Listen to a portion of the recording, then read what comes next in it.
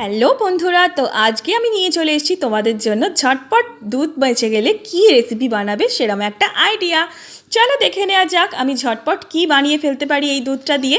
তো আমাদের বাড়িতে দুধ বেঁচে গেছিলো, তোমাদের বাড়িতেও মাঝে মাঝে দুধ বেঁচে যায়। তো সেই দুধটা দিয়ে একটা দারুণ মিষ্টির রেসিপি আজকে তোমাদের সাথে শেয়ার করতে চলেছি। কি রেসিপি বলো তো? একটা লোভনীয় দারুণ মিষ্টির রেসিপি, রাবড়ি। দারুণ খেতে হয় এই রাবড়িটা।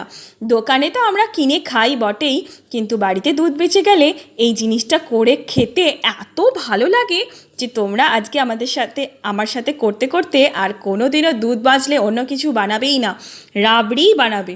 তো চলো দেখে নিই। প্রথমে আমি দুধটা জাল দিয়ে নিয়েছিলাম, ফ্রিজে ছিল, তাই ভালো করে দুধটা জাল দিয়ে নেবার পরে আমি কড়াই নিয়ে নিয়েছি দুধটা। আমি যতটা দুধ আমার বেঁচে ছিল বাড়িতে, মানে হাফটা দুধটা আমি নিয়ে নিয়েছি কড়াই।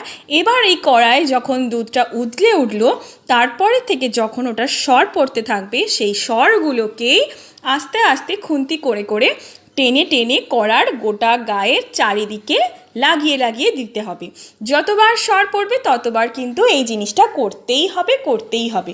আর সবসময় গ্যাসের হিটটা খুব হাই ফ্লেমে রাখবে না, মিডিয়াম থেকে লো ফ্লেমে রাখবে। আর এরকম দেখো কড়ার চারিদিকে এইভাবে আমি সরটাকে লাগিয়ে ভর্তি করে নেব, যতক্ষণ না সরটা একটু বেশ মোটাভাবে পড়ে যাচ্ছে। দেখো সরটা কিন্তু অনেকটা মোটা হয়ে পড়ে গেছে।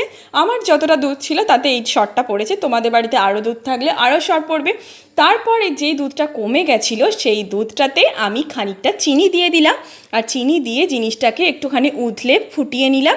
আর তারপর কড়ার গা থেকে এই সরগুলোকে সুন্দর করে খুন্তি করে কেটে আমি সেই ক্ষীর দুধটার মধ্যে দিয়ে জাস্ট একটু ফুটিয়ে নিলে মানে রেডি তোমার পুরো একদম দোকানে যেমন বিক্রি হয় পুরো একদম সেরকম স্টাইলের, পুরো একদম মানে মালাই মার্কে এত সুন্দর খেতে হবে না, মানে ভাবতেও পারছো না। মুখে দিলে না তুমি একদম হারিয়ে যাবে। এরপর থেকে দুধ বাজলে এই রেসিপিটাই ট্রাই করবে তোমরা সবাই। এত সুন্দর এই রাবড়িটা হয় খেতে, দোকানের রাবড়িকেও হার মানিয়ে দেবে, এত ভালো হয়।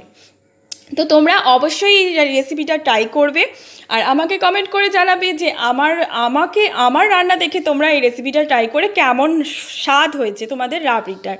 আর আমার চ্যানেলটা অবশ্যই সাবস্ক্রাইব করতে ভুলবে না, তোমাদের জন্য আমি এরকম মিনি ব্লগ অনেক আনবো। অপূর্ব হয়েছে, দারুণ হয়েছে।